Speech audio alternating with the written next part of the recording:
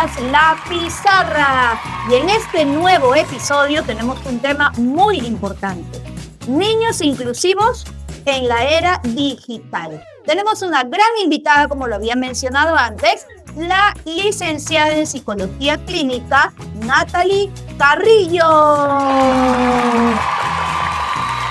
¿Cómo está, licenciada? Un gusto tenerla. Todos los papás, todas las familias con la expectativa de que el día de hoy usted nos pueda dar algunos consejos, nos pueda guiar, nos pueda orientar en este tema tan importante como es la inclusión y la era digital. Y qué importante es poder tocarlo, ¿no? Agradezco la invitación, agradezco a los que nos están viendo, porque la información que tenemos hoy día es mucha. Pero siempre, como lo comentan los papás, tienen que ser clara y precisa. Hablar de inclusión es hablar de poder sensibilizarnos. Hoy la era digital la tenemos a puertas abiertas y sí tiene que ser orientada para sensibilizar y poder llegar a aquella población de inclusión que necesita un trabajo cercano, sensible y sobre todo que influye dentro del tema social también. Así es, licenciada. Mire, nosotros en el episodio anterior trajimos a una especialista en redes, ¿no? En las redes sociales, en todo este medio del internet. Y estuvimos conversando un poco de cómo influye las redes, los streamers, los programas que ven en el internet en los niños, en su desarrollo académico, ¿no? En su desarrollo académico, en su crecimiento. Pero hoy la hemos invitado para tocar ese tema un poco más a profundidad. Porque si bien es cierto, en las aulas hoy en día, en colegios regulares, no solo se tienen niños regulares, sino también se tienen niños inclusivos.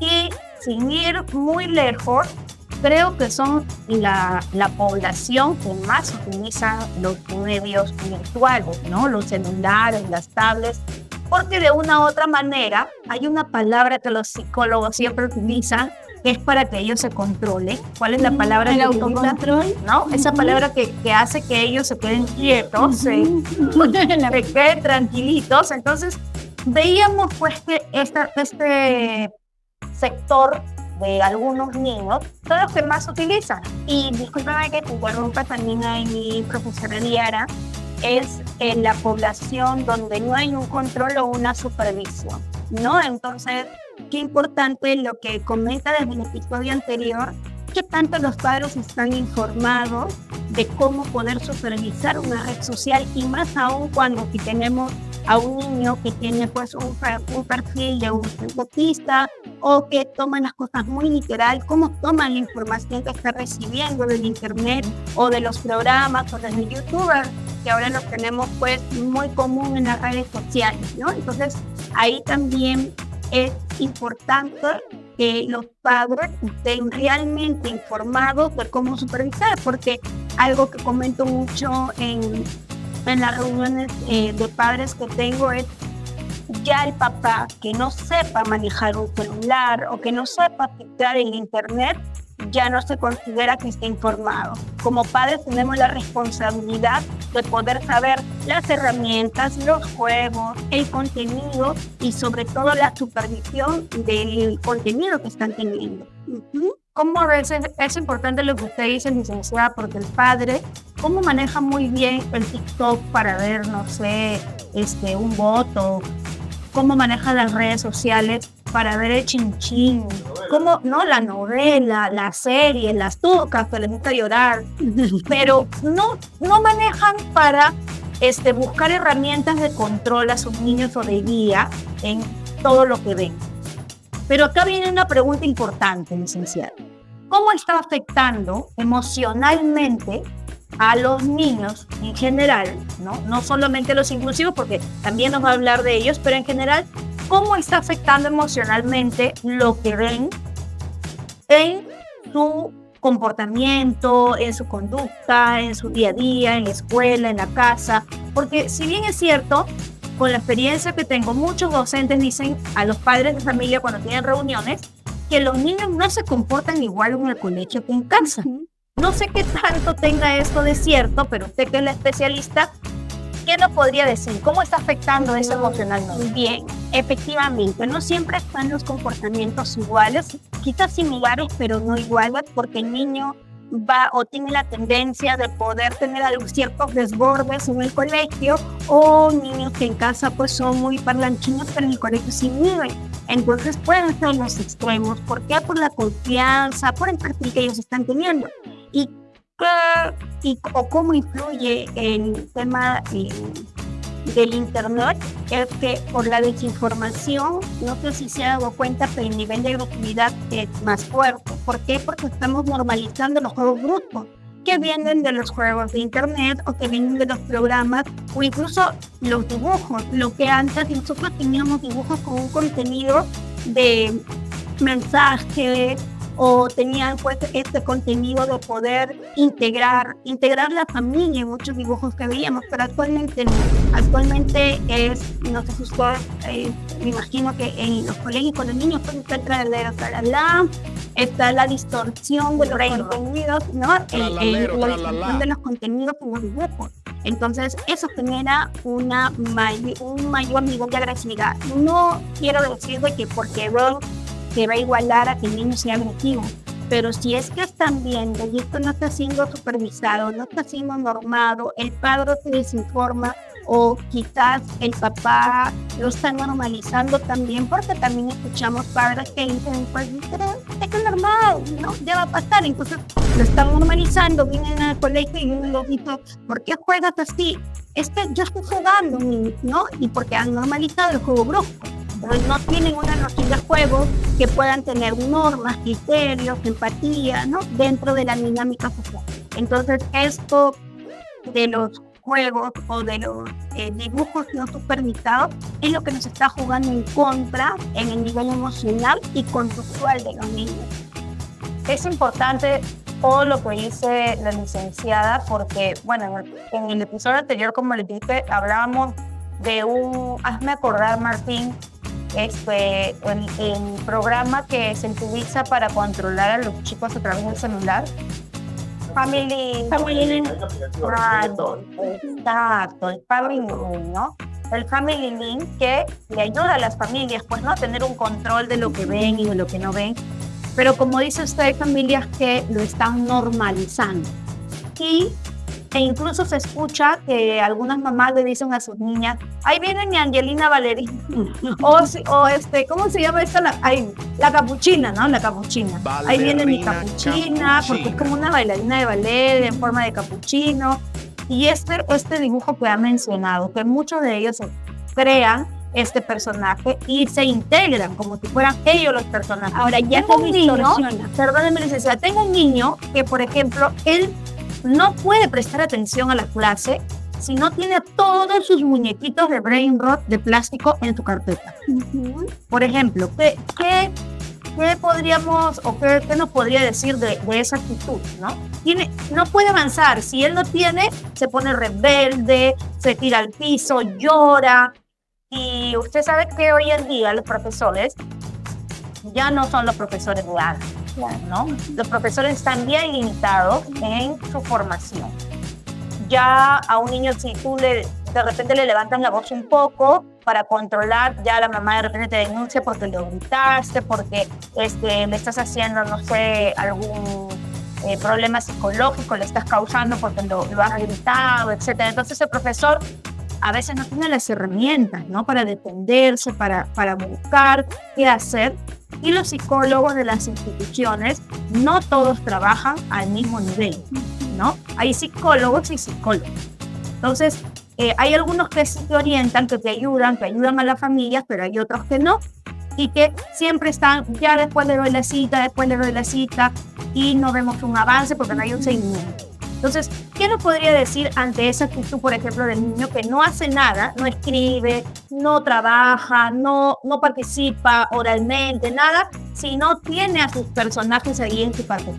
Ahora, esto podría ser también una figura de apego, ¿no? Una figura de apego donde él está regulando a través de las figuritas o de los muñequitos que tiene. Entonces, es una forma muy sensible, porque efectivamente ya el aprendizaje no es como el de antes.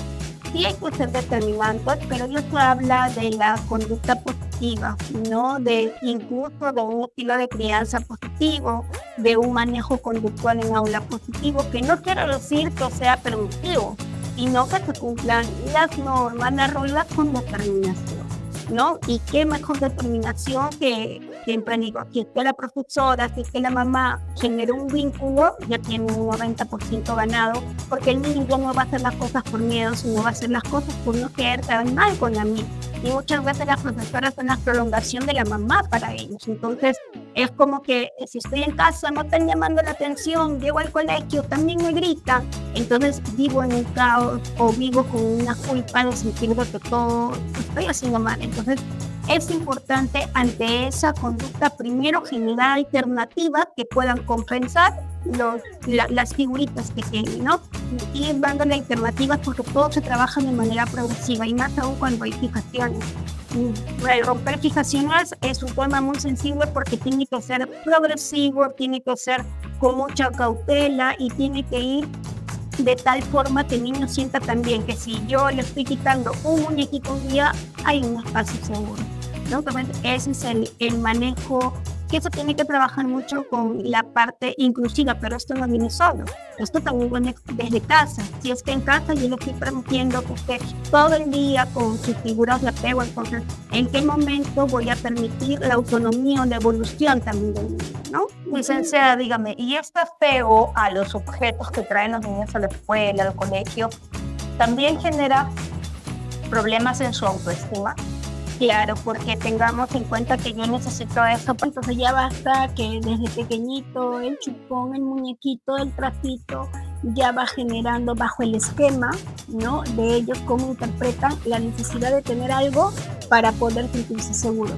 Que actualmente con los adultos lo tenemos el celular. Justo le iba a preguntar algo así, le iba a preguntar cómo se ve reflejado esto en un adulto que no tuvo ayuda. Claro, ahora, mire, yo tengo muchos pacientes adultos de que aún les cuesta identificar su dependencia, ¿no?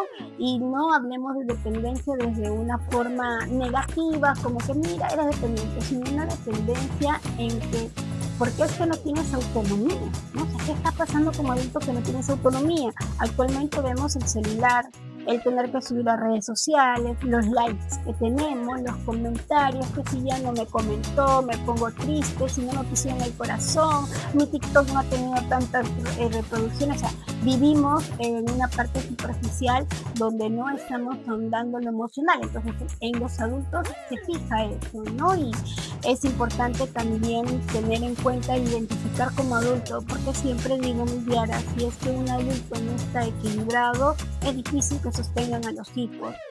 Cuando pasamos y hablamos de familias es primero vamos a equilibrarnos porque quizás no hay felicidad plena, no hay una estabilidad plena, pero ante las dificultades que sepamos cómo solucionar para poder sostener al hijo, porque bajo su experiencia quizás no me deja mentir que a veces los papás van en búsqueda de querer escuchar lo que ellos desean y eso también termina siendo pues una barrera para el trabajo con los niños, incluso con el internet, como le decía hace un momento, ¿no? Hasta qué punto han normalizado que si uno les dice, mire, tenemos que poner horarios, ellos no sienten que sea una necesidad el poder estabilizar o el poder tener esta organización en casa. ¿Por qué? Porque ya como adulto estoy viviendo un desorden.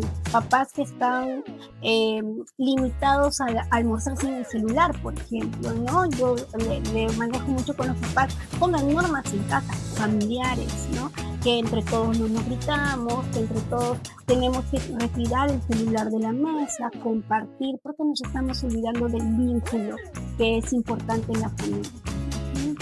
Mire, hace poco nada más ha salido, bueno, no hace poco, ya mucho tiempo, pero ahora se ve más, que los niños se involucran dentro de los videos de los adultos, ¿no? Ahora se ve mucho TikTok, videos cortos, los Reels en el Facebook y todo, de familias, de personas adultas, pero que ya están involucrando a niños, ¿no? Lo involucran a los niños.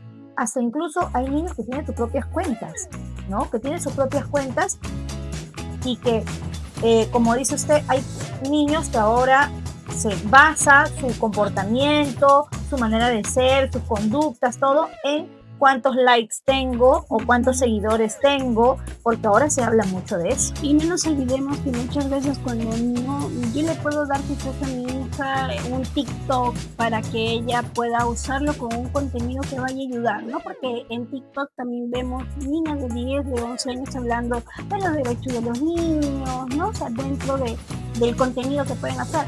Pero cuando ya sexualizamos un contenido y estamos quitando la inocencia entre los 7, 8 años, entonces estamos hablando ya de un despertar temprano, que es lo que encontramos también en redes sociales. Y si lo llevamos al tema de inclusión, entonces es cómo le explico a una niña o a un niño de 7 años que este contenido está sexualizado, ¿no? Si es que yo no lo superviso, si es que yo no lo manejo, es lo que estoy insertando a la memoria de mi hijo. Y en esta parte de memoria es como una huella anémica, le llamamos, ¿no? Es como que la primera huella, la primera impresión que se está generando. Entonces, ahora cuando sexualizamos el contenido también hay que tener cuidado. Mucho cuidado con nuestros niños en todo pues lo que es digital, y sobre todo porque afecta, como dice la licenciada, la parte emocional, la parte psicológica, la parte académica. En todo puede afectar para bien o como puede también hacer daño, ¿no? Así es. Las redes sociales ahorita están siendo utilizadas, algunos para bien, como lo mencionó la licenciada, que hay niños que hablan sobre sus derechos, pero como hay otros que lo utilizan pues ya distorsionando un poco la etapa, ¿no?, del desarrollo de los niños. Y no nos olvidemos que ahora hasta los juegos tienen una libre comunicación, ¿no? Sé que muchos padres, y los felicito a aquellos de que restringen, ¿no?, los chats, pero hay bastantes juegos que tienen un chat y que por ahí hemos visto, creo que todas noticias, cómo van manipulando a niñas entre 11 y 12 años, ¿no? Y es lo que está bajo investigación ahorita sobre la trata de personas, o sea, cómo está llegando el adulto a niños entre 10 y 11 años es a través de las redes sociales. Pero no solamente ya en redes sociales, Facebook, Instagram, sino juegos virtuales. Entonces, son esquemas donde, como todo lo nuevo y todo lo que evoluciona, porque somos parte de lo digital, somos seres que hemos evolucionado, y nosotros, nuestra generación, ha evolucionado con el internet, pero no es que yo le tema, sino es que yo busque información en donde mi hija pueda tener esta comunicación conmigo, esta confianza conmigo para comentarme qué es lo que está teniendo o la duda que está teniendo. Porque yo le puedo restringir a mi hija, le puedo negar el celular, el contenido, pero va al colegio y también lo habla, ¿no? También es imposible, pues, con una población de 30 niños que hay en un aula, que nadie hable de juegos o que nadie hable de programas, ¿no? De publicaciones, de redes sociales. Entonces, cuestionémonos, y hay un trabajo para ustedes, mamás, cuestionémonos cómo están los vínculos con mi hijo, que me permita saber qué tanta confianza están teniendo para contarme lo que están viendo, las preguntas que están teniendo y la información que de casa debe salir. Así es. Vamos a darle un agradecimiento especial a nuestros auspiciadores, que son Grupo de Estudios WON, Colegio Vygotsky College, Academia de Fútbol ADB. Licenciada, continuando con nuestra entrevista, ¿no?, nuestra conversación, he visto hace unas semanitas más o menos a algunas personas que son de la tele, como Pamela Franco, si no me equivoco, que está hablando mucho de su niñita que tiene autismo, ¿no?, que ahora ya lo ha dicho pues en las pantallas. Como hay otras que es también Melissa Loza y otros personajes de la televisión que han mencionado mucho este tema. Es una realidad, hoy en día es una realidad, ¿no? Los niños inclusivos no están en este tiempo, están de toda la vida, ¿no? Y lo que pasa es que antes quizás veíamos más niños con síndrome de Down o con retardo, y para nosotros ellos eran los niños inclusivos, que hoy en día se le da ese término, ¿no? Pero en este tiempo sí se está viendo más niños con autismo. Y muchos padres de niños que tienen esta condición se retraen mucho en las escuelas o no saben qué hacer o simplemente esta es su medicina, su terapia, porque quizás no tienen conocimiento a dónde llevarlo. ¿Por qué terapia empezar? Porque algunos saben que sus niños necesitan terapia, pero no saben por cuál empezar, ¿no? No están bien orientados. Entonces, en este mundo digital, porque ellos, como lo dije al inicio, son los que más consumen los videos y los juegos y todo, porque los calma. Entonces, en esta era digital, estos niños, licenciada, ¿cómo se están viendo afectados? ¿Cómo se están desenvolviendo? Y cómo los niños regulares ven a los niños inclusivos dentro de la institución. Bien, mire, bueno, sí, es lamentable también digo, un poco de que a raíz de lo polémico se hable, ¿no? Porque eso nos demuestra cómo está nuestro país de desinformado y con la poca capacidad de seguir investigando. Tenemos países entre México, Latinoamérica, México, Argentina, Chile, que ya tienen herramientas, que ya tienen un sistema que a los padres no les cuesta, como quien dice, un ojo de la cara hacer una intervención, hacer terapia, porque es parte de lo que al Estado le corresponde. Hoy tenemos hospitales abarrotados porque no dan citas para terapias, padres que tienen que estar teniendo un costo adicional y como lo dijo usted mismo, la necesidad de usar el celular como herramienta de autorregulación, porque no han encontrado, no los han orientado o no han podido hacer una intervención adecuada. El proceso es largo, un proceso diagnóstico es largo. Algunos papás consideran de que, bueno, lo evaluaron, lo dijeron y ya, pero tiene que ser este proceso, el trabajo con la familia y cómo voy a hacer la intervención. Actualmente se habla más de diagnósticos, no es que ha escuchado papás, no es que los psicólogos no quieren sacar plata, no es eso. Solamente que a diferencia de años anteriores tenemos las herramientas para poder llegar a un diagnóstico certero. Lo que antes se confundía con un retraso mental, con un niño con autismo, hoy podemos saber que es un niño con autismo, qué nivel tiene y qué necesidad se puede abordar. Entonces, esa es la diferencia, ¿no? Y que, valgan verdades, siguen investigaciones de que hay algún factor que esté influyendo para tener aún más, quizás, diagnósticos en la neurodiversidad. Eso sí, ¿no? Se siguen las investigaciones. Entonces, es como le comentaba hace un momento, como país, el que no se aborde y es una problemática que si no se genera este tipo de espectáculo, porque tuvimos también a una adulta acollida que dijo que como adulta recién habían diagnosticado con autismo porque ella no sabía. Como también allá pues que nace, que lo han Exacto, diagnosticado con TDAH. ¿no? Entonces, en la neurodiversidad es amplia y no es que se confundan los diagnósticos, sino que son comórbidos. Hay pacientes que pueden tener déficit de atención como de espectro, entonces se hace una comorbilidad de diagnóstico. Ahora, esto no quiere decir que sea un diagnóstico fijo, porque también encontramos problemas de aprendizaje. Lo que actualmente se está buscando poder orientar y manejar con el padre es la neurodiversidad. Que ellos sepan que tengo un niño neurodiverso, un niño atípico, pero no quiere decir que yo lo vaya a limitar. Entonces, cuando hablamos de inclusión, es poder saber que la inclusión no es normalizar, ni tampoco es victimizar. Es poder adaptar, poder comprender y buscar como padres las herramientas de poder seguir una educación adaptada, porque si vemos la currícula educativa no está, en el tiempo que estamos, no está adaptada aún, ¿no? Se tienen que venir lo del CIAGIE para adaptar, o son pocas psicólogas las que dan adaptaciones curriculares o le dicen a los padres qué herramientas usar, entonces, ¿a dónde recurre el celular? ¿No? Para autorregularlo.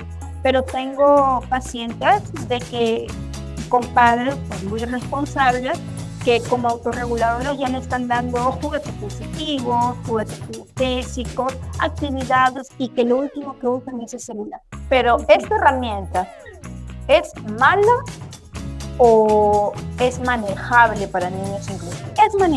Es manejable como yo siempre como digo, un niño regular. Exacto, no hay que satanizar, ¿no? Claro que a diferencia de un niño regular, yo le puedo establecer horarios, organización, pero si yo le doy de manera libre, solamente dando un esquema, un juego, entonces ellos van a profundizar. Y es más, hay muchos niños que viven el juego porque no diferencian la imaginación de la realidad, del inconsciente y de lo consciente. Entonces, esta falta de autorregulador hace que los niños trasladen sus juegos o que se creen ellos mismos personajes. En una ocasión estuve como terapia, un niño te decía que era el hombre araña y él se quería tirar por ahí, ¿no? Entonces, no, parece jocoso, pero a veces los papás también influyen y refuerzan. Entonces hay que ver hasta dónde pues mi hijo puede tener o convivir con la tecnología, ¿no? Y como padres, como siempre digo, la psicóloga está ahora, la profesora está ahora, son los padres que están con ellos. Entonces, como padres, debo de permitirme conocer a mi hijo, porque también escuchamos, papá, pero señorita, no me toca, pero señorita, yo no sé, ¿no?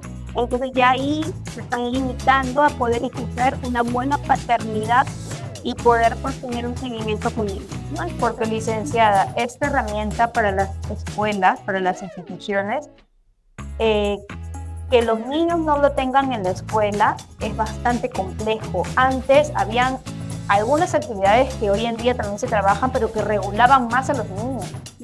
Ahora esas actividades están quedando en término medio, o sea, ya no están funcionando tanto como antes. ¿Por qué? Porque esa herramienta genera que el niño también en el aula esté ansioso o esté con la gana ya de que sea salida para ir a ver, no solamente pequeñitos inicial, sino primaria, secundaria, ¿no? Todos están ansiosos por terminar todo para irse y coger sus dispositivos. Entonces, en el colegio también esto genera un problema porque si bien es cierto la escuela tiene sus herramientas digitales, pueden ser pizarras interactivas, pizarras con ecran, ¿no? Digitales con proyectores o televisores, depende de cada institución. Pero no todo el día están ahí. Son por horas, por cursos o por algún tema que por ahí algún profesor quiera poner, pero no es todas las horas de clase que están en los dispositivos. Entonces, ¿qué función tienen las instituciones con los niños inclusivos en relación a las herramientas digitales? Por ejemplo, pasa que le ponemos un cuento, ya un cuento que transmite un mensaje, pero se acabó y hay niños que comprenden que el cuento terminó y que viene otra actividad, pero hay niños que no, y muchos de ellos son inclusivos, que empieza la crisis porque les apagaron el dibujo, ¿no? Y quieren más, y ahí viene el descontrol. Claro, y ahí vemos que es porque no conocen el límite, no hay un desconocimiento del límite. Es un trabajo también con los padres, con la profesora, ¿no? O sea, el poder integrarlo en las dinámicas que se deben de trabajar, porque no es que yo vaya a dejar de hacer porque él no puede controlar, porque es una conducta evitativa, o sea, no se trata de que él evite para que pueda regular, sino que ante una sobreexposición es importante que él pueda regularse. Entonces, eso también ahí ya se van trabajando los límites, la sobreexposición y que pueda comprender sobre los tiempos, los pictogramas, los tiempos de espera, ¿no? O sea, ya es un trabajo más integral, ya eso voy, ¿no? Porque muchos padres con niños inclusivos solamente imponen a que el niño tenga que llevar un básico regular, pero no se dan cuenta de que es un trabajo de proceso. Le digo a los papás algo, ¿no? Que están más preocupados que el niño aprenda a sumar cuando no tolera estar horas en el colegio. Entonces, qué mejor progreso que sea que él ha durado hasta la 1, hasta las 2. ¿Por qué? Porque eso es lo que le va a insertar socialmente.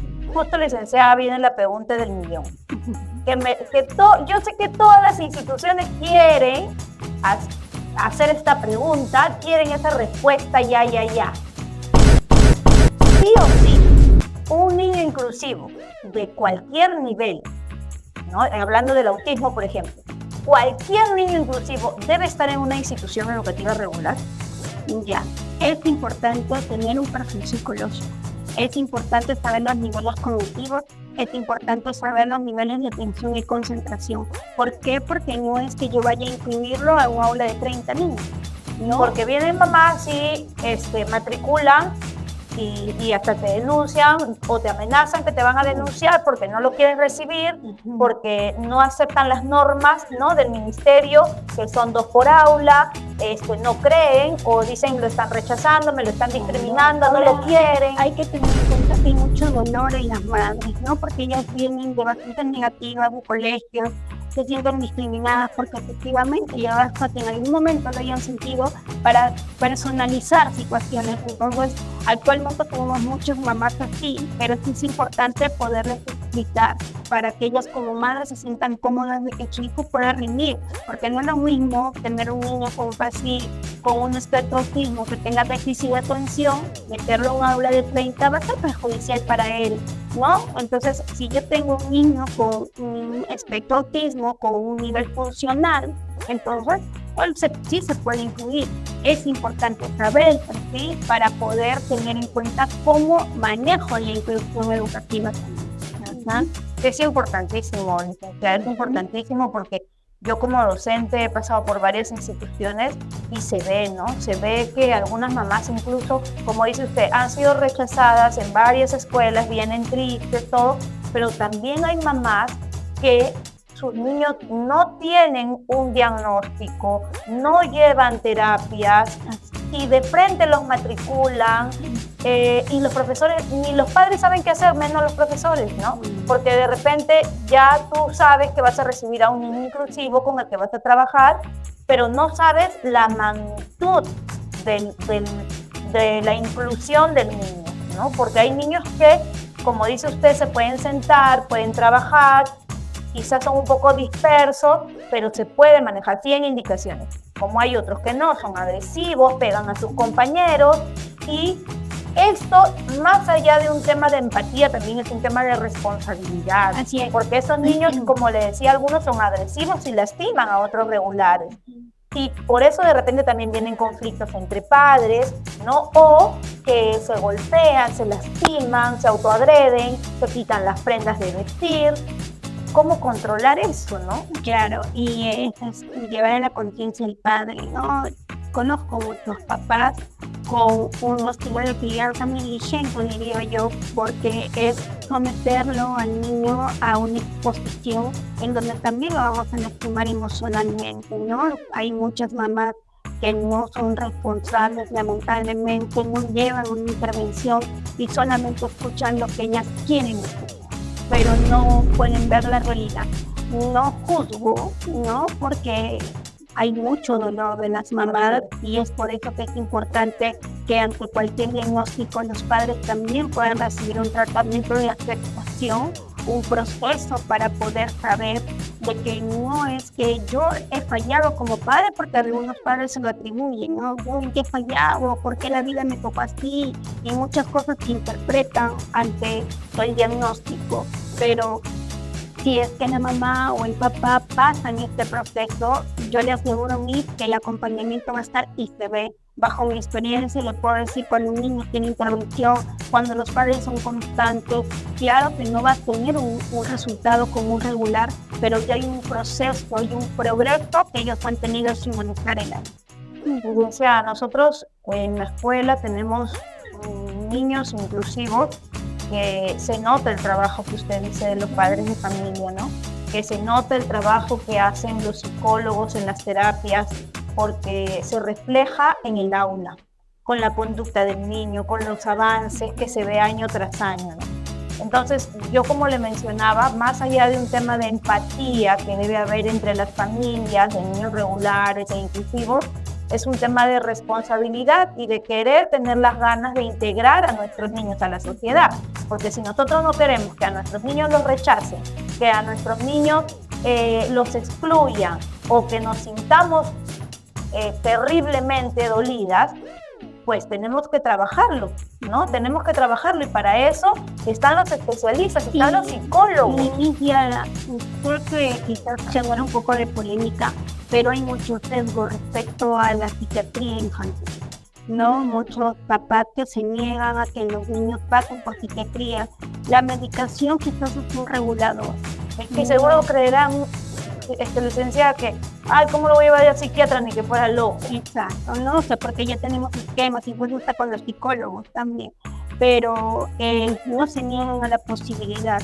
Quizás no van a haber cambios o sienten que hay una regulación, pero el trabajo psiquiátrico son inhibidores que van a permitir una regulación en el niño. Entonces, si hay una recomendación de que pase por psiquiatría infantil o el neuropediatra le eche un encefalograma y esa señora tiene que pasar por psiquiatría, no negarse a esa posibilidad. Sé que hay muchos tratamientos alternativos, los cuales yo valoro, y siempre le digo al papá, si usted siente de que eso le está haciendo bien a su hijo, qué mejor que va a sentir esa confianza, ¿no? Pero no negarse las posibilidades y tampoco limitarse a la necesidad del hijo. Tengo mamás que a veces entre uno y otro trabajo, ellas están viste el informe, y como hay otras mamás que yo tengo que corretear para que por favor le hagan terapia, para que por favor le den el informe, entonces ahí se va viendo la preocupación, ¿no? Pues sí, y esos niños son tan maravillosos, de verdad. Conozco tantos niños con autismo, con síndrome de Down. Los de síndrome de Down son alegres, bailarines, ¿no? Conozco niños con autismo que son muy inteligentes, con los números sobre todo son una maravilla. Y con el idioma inglés también. ¿Cómo le mucha facilidad con la parte de la memoria fotográfica? Es uno de los factores relevantes en los niños con autismo y en los niños con síndrome de Down, los talentos, ¿no? Y bajo mi experiencia he dado charlas en habilidades sociales a los niños de síndrome de Down, de la U o síndrome de Down, adultos ya, pero todavía acompañados de los padres. Entonces, sé que es complicado, pero como padre es generar conciencia que el apoyo va a ser siempre.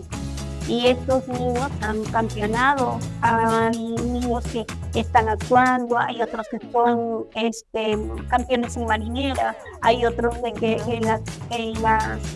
han salido también en programas televisivos, están trabajando talento, ¿no? Entonces, ¿qué tanto el padre ha podido trabajar la autonomía también, ¿no? Y no el victimizar al hijo de que no va a poder hacer nada, sino poderle dar esa confianza y esa autonomía a aquellos con una calidad de vida, que muchas veces lo que los padres olvidan que los hijos deben de tener. Así es, licenciada. Entonces, ¿qué recomendación final nos da para que en una institución educativa, porque ya ustedes saben que este podcast es generalmente educativo, qué recomendaciones finales nos da para este tema, para las redes sociales, para la vida virtual, los niños inclusivos en el aula, la virtualidad en ellos también, ¿no? El trabajo de los padres, de las instituciones, de manera general, ¿qué pauta nos podría dar? Mire, la principal recomendación es de que ellos puedan apoyarse en un profesional, de que tengan siempre el informe psicológico, que sepan las capacidades de sus hijos, que sepan el perfil, los talentos, las fortalezas, porque a veces nos basamos solamente en la debilidad, pero también encontramos las fortalezas, que ellos son, les gusta la pintura, les gusta el dibujo, hay que potenciar esos talentos que a veces nos olvidamos solamente por encerrarnos en lo educativo, a que tienen que estar en el colegio. Entonces, eso también es un límite que como sociedad tenemos, que si no estamos en el colegio hemos fracasado en la vida, ¿no? Pero no, buscamos en ellos también esos talentos. Tengo pacientitos que son muy buenos nadando, que son muy buenos en fútbol. Entonces, como padres tenemos esta responsabilidad. Por otro lado, con la parte digital, no se trata de satanizar, pero sí de supervisar. Como padres los invito a ver tutoriales en YouTube, a poderse informar de las necesidades que actualmente están y los peligros que estamos teniendo actualmente en redes sociales, los juegos también, que si por ahí mi hijo ya está jugando, cómo yo pueda supervisar, canalizar y controlar también los juegos. Y bueno, por último, mucho amor y mucho vínculo para ellos, no porque yo sea de inclusión o regular, los niños necesitan padres presentes. Así es, licenciada, muchísimas gracias, porque todo lo que nos ha dicho, creo yo que nos ha abierto una ventanita para poder entender la responsabilidad que tenemos en el hogar, las familias, porque ahí inicia todo. Y el día de hoy no hemos hablado solo de lo que ven nuestros hijos, sino en quiénes se están convirtiendo nuestros hijos, en quienes queremos que sean nuestros hijos más adelante, en el futuro. Así que para todas las familias y en especial para las mamitas de el podcast en la pizarra, vamos a tomarles una fotito y decirles ¡Feliz día, mamá! ¡Feliz día, mamá! Y este podcast en la pizarra ha terminado. ¡Gracias!